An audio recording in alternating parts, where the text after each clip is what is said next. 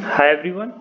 In this video, we will understand how we can solve such type of set. बहुत ही अच्छा set है, कम information given है, पर देखते हैं हम अप्रोच यहाँ पे सीखते हैं कि किस तरह से हम इस टाइप के सेट को सॉल्व कर सकते हैं। बहुत ही अच्छा अप्रोच बताएंगे हम। Okay, TLM is a very popular coaching in the city of Bangalore. It has 5 batches: batch N, batch C, batch W, batch B, and batch E.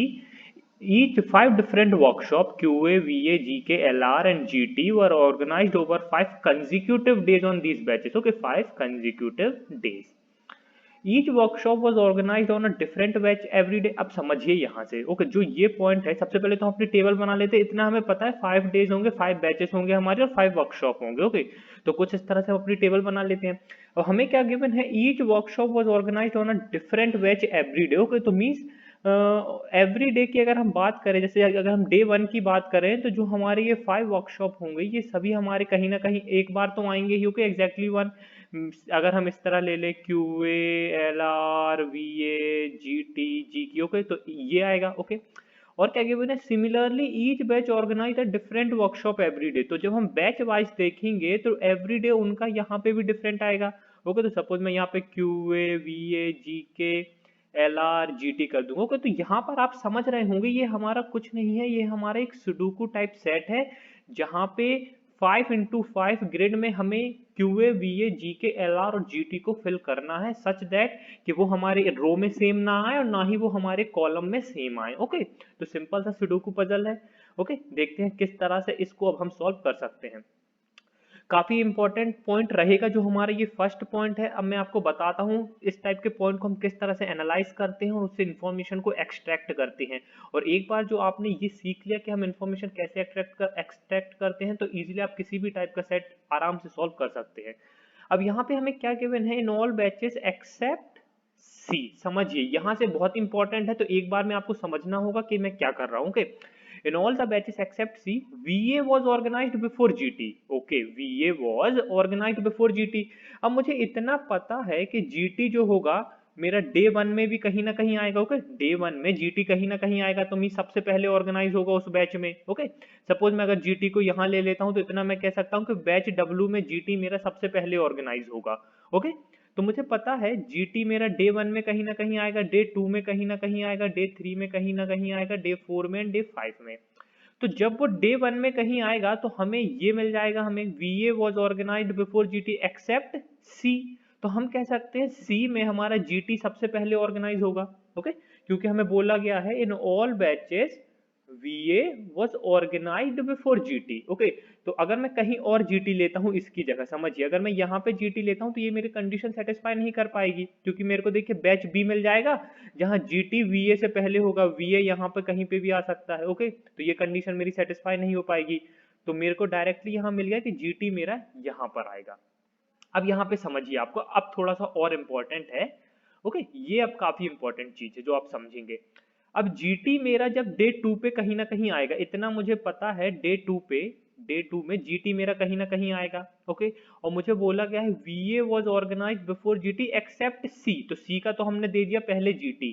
Okay, तो अब मुझे पता है कि GT मेरा कहीं ना कहीं अब VA के बाद आएगा। ओके, तो जब VA के बाद आएगा तो समझिए जब GT मेरा डे 2 पे कहीं ना कहीं होगा तो ऑब्वियसली सेम रो में VA उससे पहले होगा। ओके, सपोज अगर मैं GT यहाँ पे करूँ और मुझे ये कंडीशन सेटिस्फाई करना है, in all the batches except C VA was organize before GT, तो मेरे को कहीं ना कहीं VA को यहाँ पे लाना ही होगा, तभी मेरा ये कंडीशन सेटिस्फाई होगा। और मुझे पता है GT मेरा सभी 5 डेज कहीं ना कहीं तो आएगा, तो वो तभी पॉसिबल होगा जब VA मेरा उससे बिल्कुल इमीडिएट पहले हो। ओके, तो GT जब मेरा डे 2 पे होगा तो VA मेरा डे 1 पे होगा सेम रो में। ओके, इतना आप समझेंगे। ओके, कोई प्रॉब्लम नहीं होनी चाहिए इतने में, क्योंकि देखिए अगर हम यहाँ पर नहीं लाते हैं, अगर मैं GT यहाँ पे लाता हूँ और VA कहीं ना कहीं यहाँ पे लाता हूँ, तो ये कंडीशन मेरी सेटिस्फाई नहीं हो पाएगी, क्योंकि मुझे एक्सेप्ट C के अलावा सभी बैचेस में VA पहले ऑर्गेनाइज हो रहा है।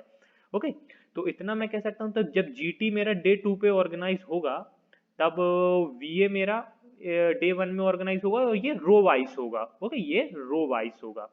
सेम मैं कह सकता हूँ जब GT मेरा डे 3 पे ऑर्गेनाइज होगा, तब देखिए VA डे 1 पे तो हो चुका है, तो अब VA डे 1 पे तो हो नहीं सकता दोबारा, तो VA मेरा डे 2 पे ऑर्गेनाइज होगा। ओके, मींस इमीडिएट पहले। सेम जीटी जब मेरा डे 4 पे ऑर्गेनाइज होगा तो वीए मेरा डे 3 पे ऑर्गेनाइज होगा, क्योंकि यहाँ पर भी सेम आ जाएगा हमारा कॉलम वाइज। ओके, तो हम वहाँ पे सेम नहीं ले सकते वीए को। और सेम जब जीटी मेरा डे 5 पे ऑर्गेनाइज होगा तो वीए मेरा यहाँ पे ऑर्गेनाइज होगा। अब देखिए मेरे पास क्या रह गया, वीए का डे 1 हो गया, डे 2 हो गया, डे 3 हो गया, डे 4 हो गया। तो ऑब्वियसली वीए का डे 5 कब आएगा, जब जीटी मेरा डे 1 पे होगा और वीए मेरा डे 5 पे होगा, तभी ये पॉसिबल है। ओके, तभी ये पॉसिबल है। ओके, फिर से समझिए, कोई प्रॉब्लम नहीं होनी चाहिए। जब जीटी मेरा डे 2 पे ऑर्गेनाइज होगा तो और मुझे ये कंडीशन सेटिस्फाई करना है, VA was organize before GT, तो वीए मेरा डे 1 पे होना चाहिए। जब जीटी डे 3 पे होगा तो वीए मेरा डे 2 पे होगा। इसी तरह हमने पूरा ये बना लिया। ओके, अब आप देखेंगे वीए का मेरा डे 5 रह गया है, तो वो कब पॉसिबल होगा, जब जीटी मेरा डे 1 पे होगा, तो वीए मेरा यहाँ पर आ जाएगा। ओके, तो इस तरह से हमने इस जो हमारा पॉइंट है उससे हमने जितनी भी हमारी इंफॉर्मेशन हो सकती थी वो हमने एक्सट्रैक्ट की। ओके, और ये वाला पॉइंट अब मैं इसको कट कर देता हूँ क्योंकि वो हम अपनी टेबल में लिख चुकी हैं। अब क्या इन्फॉर्मेशन गिवन है, QA was third workshop to be organized on batch B. तो बैच बी का थर्ड वर्कशॉप डे 3 पे होगा, तो क्यूए यहाँ पर आ जाएगा।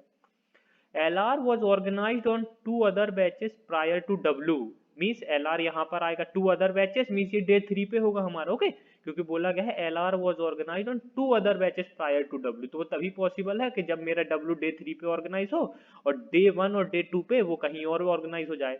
And was organized on N immediately after it was organized on W। Okay, तो फिर L पे आएगा, सॉरी N पे आएगा LR। ओके, इमीडिएट उसके बाद, तो अगर यहाँ पे डे 3 है तो यहाँ पे डे 4 हो जाएगा।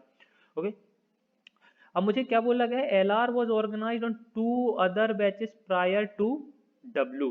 ओके, तो कहाँ कहाँ वो पॉसिबल है ये देखते हैं हम। ओके, कहाँ कहाँ वो पॉसिबल है।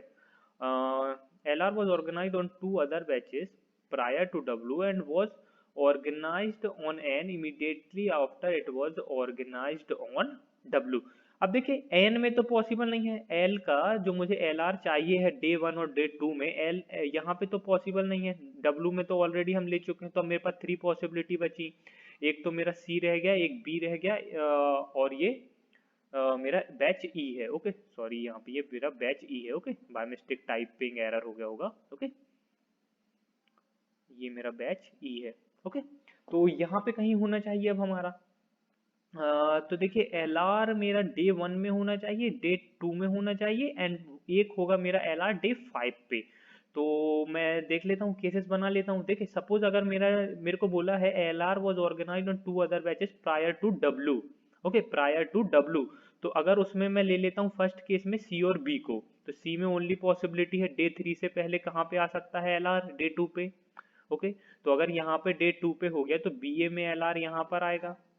ओके, और ई में एल आर यहाँ पर आ जाएगा। ओके, तो आप देखिए एल आर मेरा सभी 5 डेज डिफरेंट है और एक सुडोकू की तरह है, बैचेस में भी डिफरेंट है, डे वाइज भी डिफरेंट है, तो ये मेरा सेटिस्फाई कर रहा है। ओके, ये वाला केस मेरा सेटिस्फाई कर रहा है। अब मैं अगर सी और ई को लेता हूँ, ओके, सी और ई को लेता हूँ तो एल आर मेरा यहाँ पर आ जाएगा। ओके, पर देखिए यहाँ पे हमें एक इन्फॉर्मेशन और गिवन थी, एक इन्फॉर्मेशन और गिवन थी, QA was the third workshop to be organized on B. Okay, and it was organized after LR, means जो हमारे बी में होगा हमें पता है यहाँ पे कहीं ना कहीं एक बार हमारा एलआर या तो डे 1 पे होगा या तो डे 2 पे होगा, क्योंकि हमें यही इन्फॉर्मेशन गिवन है। QA was the third workshop to be organized on batch B and it was organized after LR. तो मुझे पता है कि बी के साथ केस बनेगा, तो एक केस हो गया मेरा सी और बी का, एक केस हो गया मेरा बी और ई का।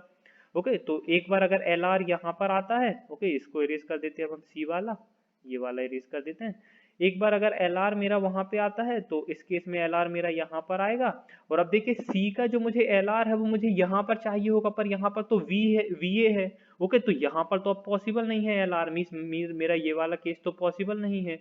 ओके, अगर जस्ट मैं इसको अपोजिट करूं तब भी मेरा सेम ही केस आएगा। अगर मैं एल आर यहाँ करूँ, एल आर यहाँ करूँ, फिर भी मुझे देखिए सी में एल आर यहाँ नहीं आ सकता, यहाँ नहीं आ सकता, यहाँ नहीं आ सकता, यहाँ नहीं आ सकता, सिर्फ ये प्लेस पॉसिबल है। पर वहां पे तो वीए है, क्योंकि हम इस सुडोकू टाइप पजल है। ओके, इसलिए हम सेम रो और सेम कॉलम में नहीं ला सकते एल आर को, तो ये पॉसिबल नहीं है। तो ओनली पॉसिबिलिटी बची मेरी सी और बी की। तो सी में एल आर मेरा यहाँ पर आ जाएगा, बी में एल आर यहाँ पर आ जाएगा, क्योंकि यहाँ नहीं आ सकता वरना एल आर मेरा कॉलम में सेम आ जाएगा। ओके, और यहाँ पर ये वाला एल आर मेरा यहाँ पर आ जाएगा। ओके, तो ये हो गया हमारा। अब देखते हैं और क्या चीज़ हम सॉल्व कर सकते हैं। अब मुझे पता है, देखिए यहाँ पे मेरा QA, यहाँ पर मेरा QA हो चुका है डे 3 में, पर मेरे C का QA रह चुका है, तो यहाँ पर तो ला नहीं सकते क्योंकि फिर डे 3 में 2 QA हो जाएंगे मेरे, तो QA मेरा यहाँ पर आ जाएगा, GK मेरा यहाँ पर आ जाएगा। अब देखिए, अब यहाँ से थोड़ा सा आपको समझना होगा, जो मेरा ये पेयर है, जब VA मेरा डे 3 पे आएगा रो वाइज, ओके, ये मेरा क्या है, रो वाइज। जब VA मेरा डे 3 पे आएगा तो GT मेरा डे 4 पे आएगा, वो कहाँ पे पॉसिबल है, यहाँ पर तो पॉसिबल नहीं है। ओनली पॉसिबिलिटी है कि VA मेरा यहाँ पर आ जाए और GT मेरा यहाँ पर आ जाए, ओके। तो ये हो गया हमारा।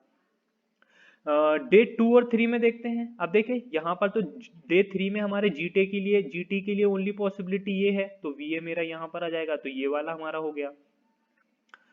अब डे 1 में देखिए, डे 1 में मेरा VA और डे 2 में मेरा GT, ये कहाँ पे पॉसिबल है, यहाँ पर पॉसिबल है, यहाँ पर पॉसिबल है, पर यहाँ पर देखिए VA और GT ऑलरेडी हो चुका है, तो VA मेरा यहाँ पर आ जाएगा और GT मेरा यहाँ पर आ जाएगा। अब मेरा रह गया ये वाला डे 4 एंड डे 5 का, तो ओनली पॉसिबिलिटी है VA यहाँ पर आ जाएगा, GT यहाँ पर आ जाएगा, ओके। तो VA GT LR, यहाँ पर GK आ जाएगा, यहाँ पर QA आ जाएगा, यहाँ पर GK आ जाएगा, यहाँ पर QA आ जाएगा, यहाँ पर GK आ जाएगा, यहाँ पर QA आ जाएगा एंड यहाँ पे GK आ जाएगा, ओके। तो ये हमारा सुडोकू टाइप सेट था जो हमारा ये सॉल्व हो गया है। अब आते हैं हम अपने क्वेश्चंस पर।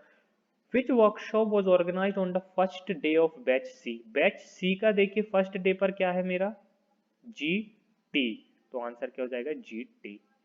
On which batch was VA organize on the fourth day? Day 4 में VA कहाँ पर है, यहाँ पर, जो कि मेरा कौन सा बैच है, बैच B, तो मेरा आंसर हो जाएगा batch B। Which of the following is the correct order of batches from first to fifth day on which GK was organized? On which GK was organized, okay. तो GK मेरा देखिए first में तो E पे है, second में B पे है, थर्ड में C पे है, फोर्थ में W पे है एंड फिफ्थ में N पर है, EBCWN, EBCWN, ओके। तो ये मेरा आंसर हो जाएगा।